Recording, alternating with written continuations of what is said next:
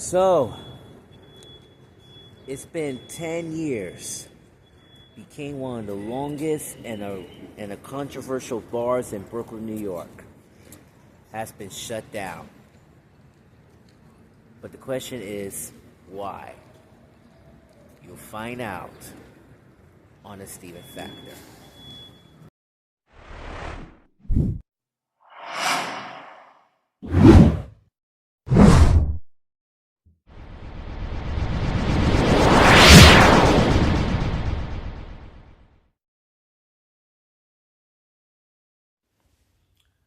What's up, everybody? And this is yours truly, Mr. Steven, aka The Legend. And yes, you already know my pronouns, so I'm not going to say it.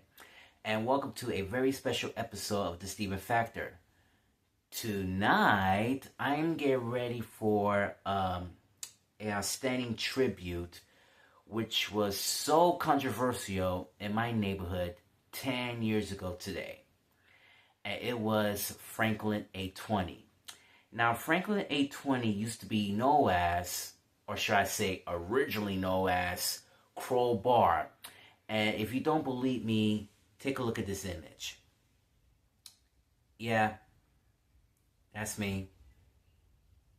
I was only 27 years old at that time. And you can see on top of the logo, it says Crow Bar.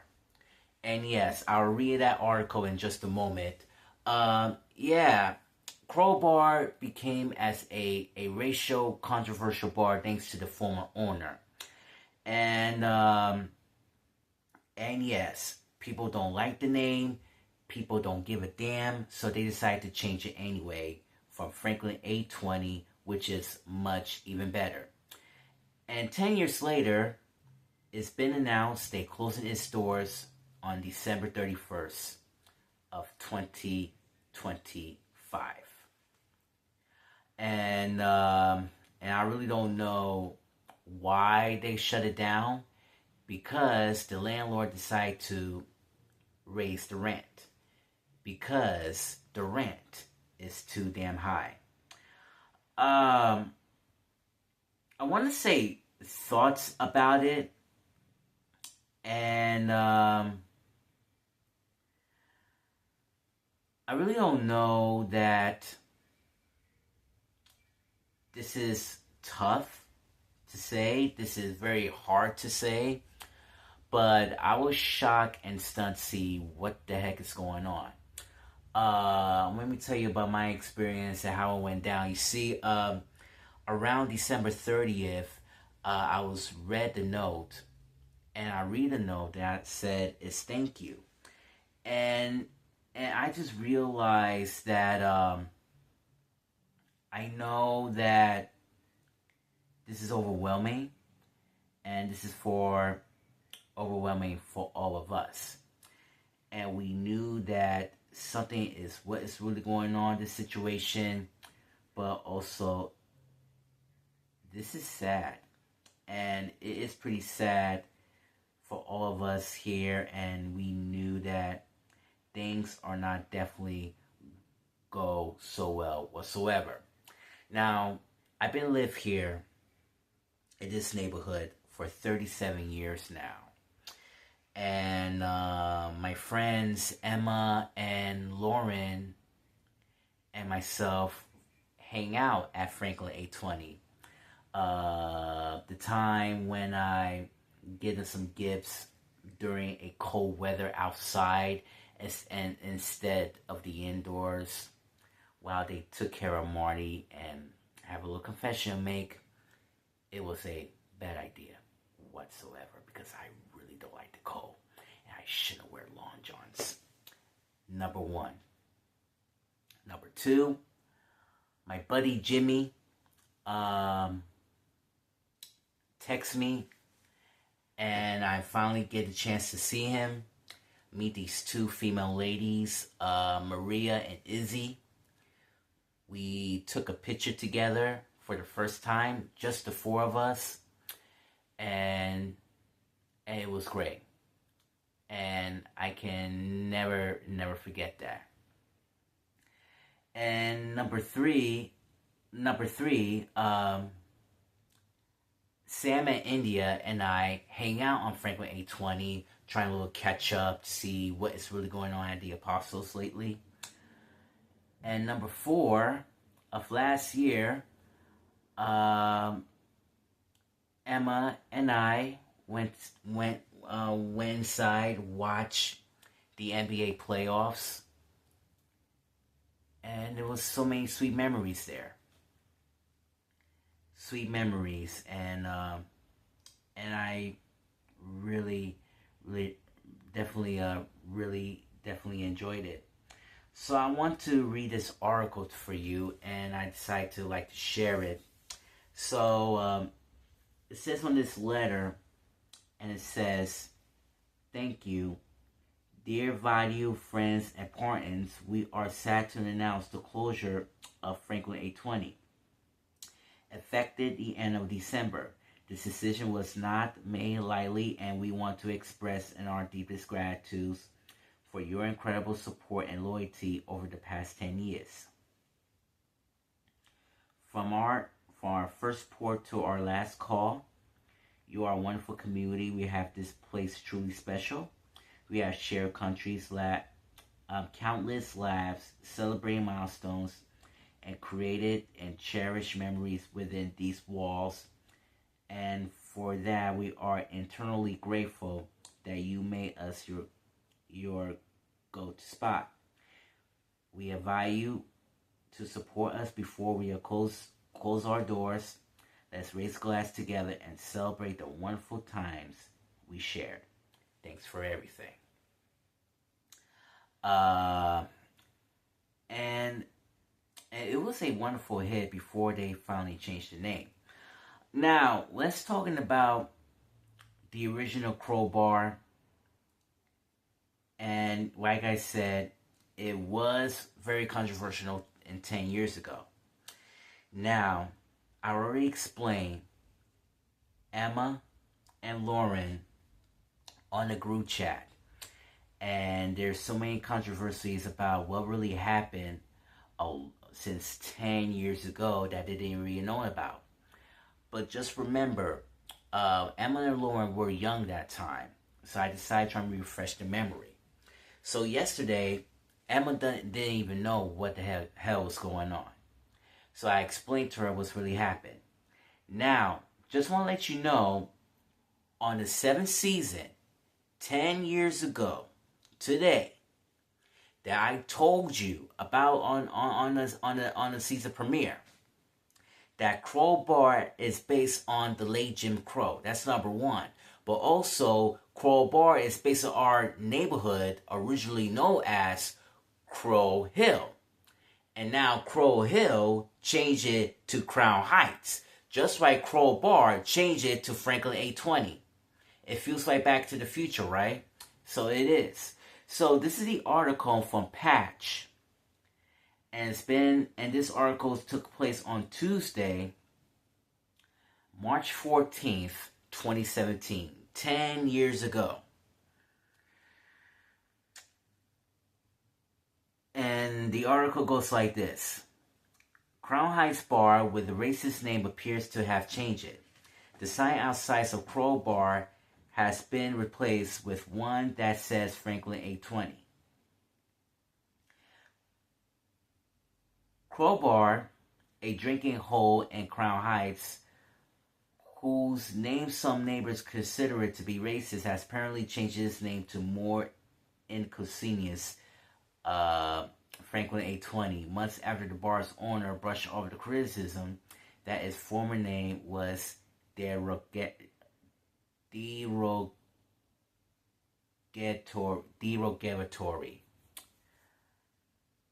The sign outside of Crowbar at Franklin Avenue and Union Street was recently replaced with one that says Franklin 820, and appear reference to the bar's address, leading community members to speculate that the actual name had been changed. Fictively overvalued racist name of what was formerly Crowbar. a storefront in one of these CHTU's very first members buildings, a local advocate group, and this reads from the Crown Heights Tenants Union. Crown Heights used to be known as Crow Hill. Remember that? And some observers say the word crow was a derogatory term for black people. Crowbar has faced community oppositions since its open.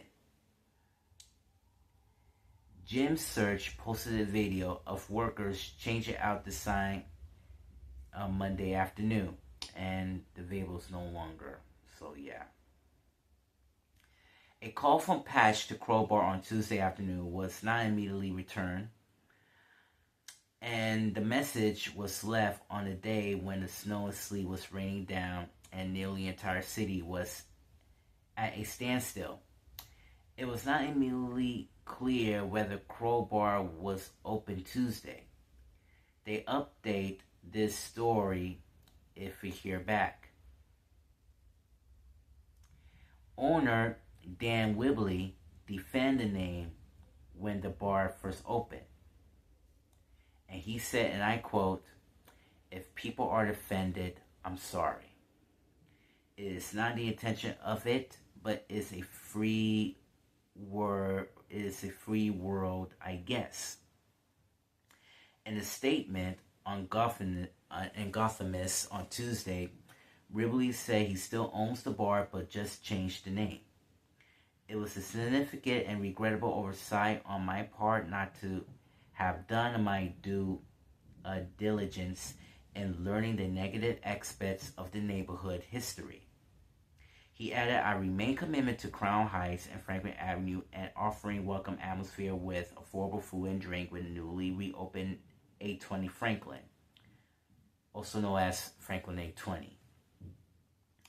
The sign change is a big win for the tenants of 1045 Union Street, for the CHTU, and the community at large."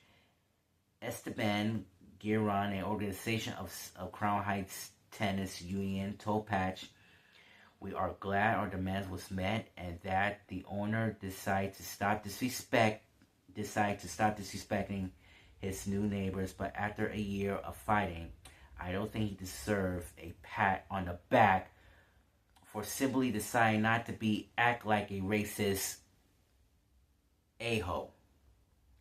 While the sign has changed, the establishment did not appear to have ownership according to the city records.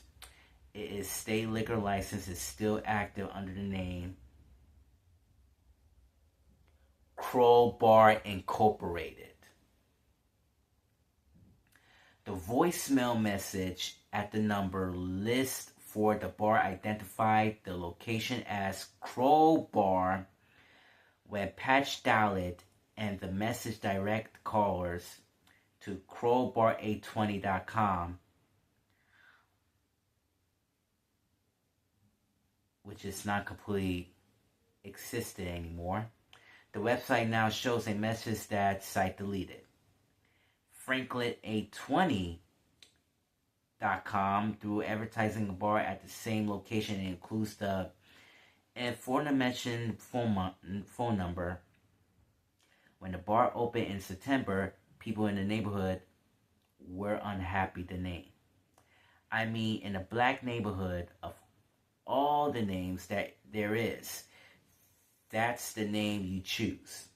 A 62-year-old Reynold Griffin told office at the time, "I mean, come on, I'm not against the bar, but that name brings back a lot of memories." Whew.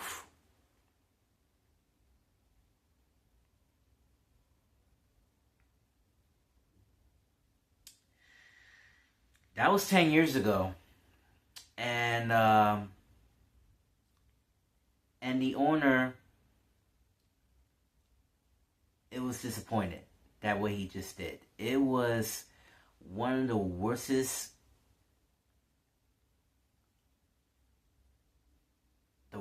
thing that he ever done. So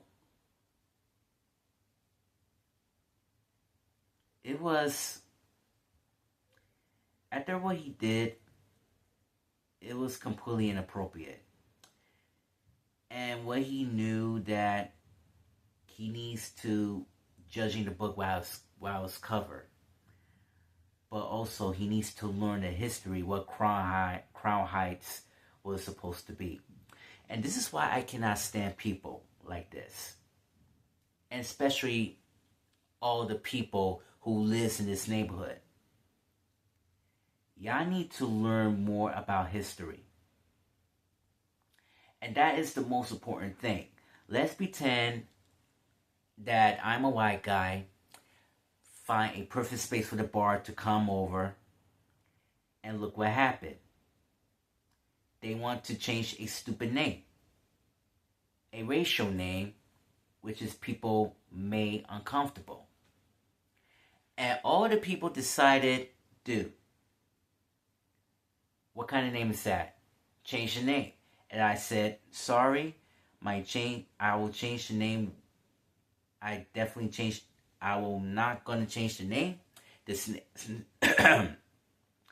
name is still the same. And I'll definitely looking forward to it. But, dude, for the next 2 or 3 weeks or 5 or 10 months, they might gonna protest, and they were gonna bring you down to the ground. And he knew that his life is messed up. He knew that this is not exactly what it's supposed to be. And it was sad, because he truly apologized. He knew that this is what he wants, but I think he needs to change his colors. Now, I really don't know who that guy is, and I really don't know what he looks like. But I think that he needs to learn to change his colors. And he knew that he doesn't care for anybody. He doesn't care about blacks, whites, Latinos. He doesn't, or even LGBT community. He knew that he think that it is funny, but it's not. And it was not cute whatsoever. Okay? So, yeah. There's so many controversials for 10 years, and it hurts for everybody. Now, we already know what is really going on in this society. But I want to show you about what the word crow really means. You already know crow is a black bird. However, crow is a racial term. Now, the word crow is actually based on Jim Crow, a widely recognized term for a formal system of racial segregation and discrimination. They exist in the southern United States from the late of the 19th century through the mid-20th century. The term that the originated minstrel show character created by a white performer, Thomas Dartmouth Rice. Around 1828, Rice darkened his face, which is also known as blackface, makeup, and performing as Jim Crow. And remember, Jim Crow is not a real person. Jim Crow is a character. And also, Aunt Jemima is not a real person. Aunt Jemima was a character. How about me, yours truly? Let's just say put Mr. Steven. Steven is a character, right? But Steven is a real person. And some people, including young millennials and Gen Zs, don't know about history, and especially for all the grown folks knowing about history, who Jim Crow is. But the problem is, who's Jim Crow? Jim Crow is a character. Because thanks to this white performer, Thomas Dartmouth Rice, disrespect with people of color. And you think it's cute? No, it's not cute. It was inappropriate. It was upset. It was discrimination. And that's not fair to anybody. Now, since Jim Crow become as a household name, now they create it as a Jim Crow system. Jim Crow was an extensive system of the state and the local laws and social norms that enforce a racial hierarchy and second-class citizenship for African Americans. Segregation laws mandated the separation of blacks and white in virtually all aspects of people's life, including schools, hospitals, transportation, cemeteries, and restrooms, often under the separate but equal doctrines validated by Supreme Court in the 1886 case, Pesley v. Ferguson. Facilities of black people were consistently inferred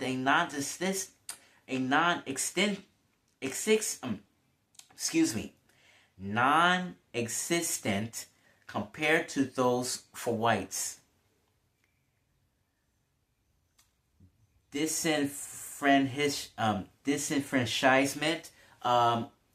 The system also involves stripping African Americans of voting rights through mechanisms like poll taxes, literally tests, and grandfather clauses, and social equality, a rigid set of social customs demanding of defenses to white people with severe consequences, including violence and lynching for those who defied the racial order.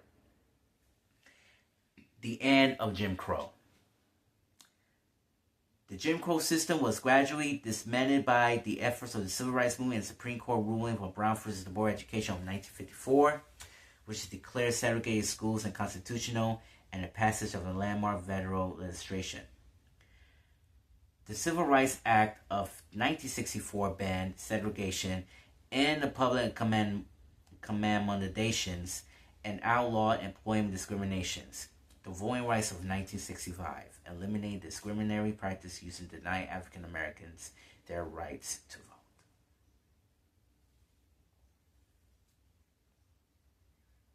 So, Mr. Dan Wibbly, where you at? For the past 10 years, that you don't know about who Jim Crow is or was. But what you didn't know is Jim Crow is a white man who dressed as a character, as a black man with a black face makeup.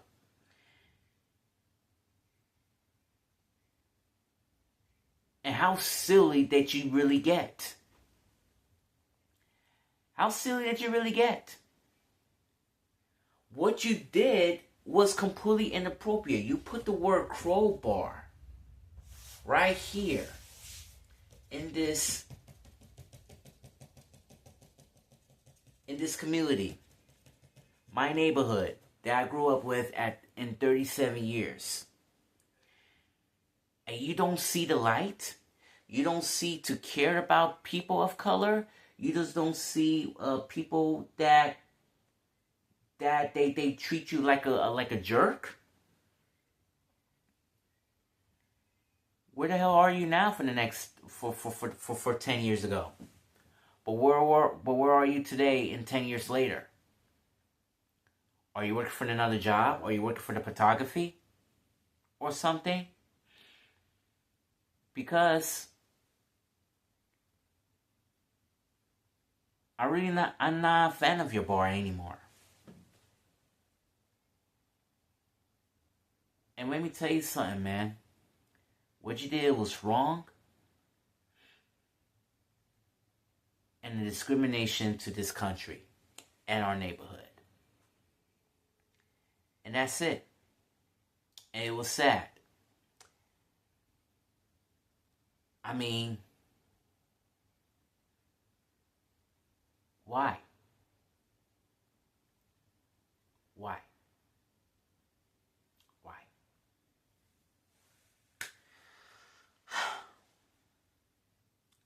Folks, you've been watching this program tonight.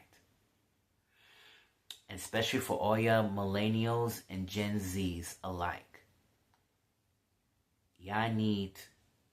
We need more history about this. Now, as you may know, since the COVID pandemic, since 6 years ago, everything was changing. All the young people are taking over, including Gen Zs as well. And they don't know what the bar is, like Franklin 820. Hey, let's go in that bar. Let's go to Franklin 820. Man, I love that place. This bar is great. But yeah, I know it's great, but what you didn't know this is originally known as the Crow Bar. The word Crow is actually based on a neighborhood known as Crow Hill. And also the character of Jim Crow as a white performer using a black face. The y'all Gen Zs didn't know that? It could be a yes, or it could be a no, or it could be maybe. But millennials know that. But my buddy Emma knows that. Because I taught her what's going on in this society. What is going on this system we have. The media, the world, everything.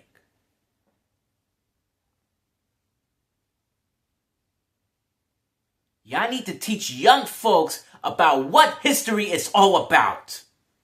And it's about people who they really are.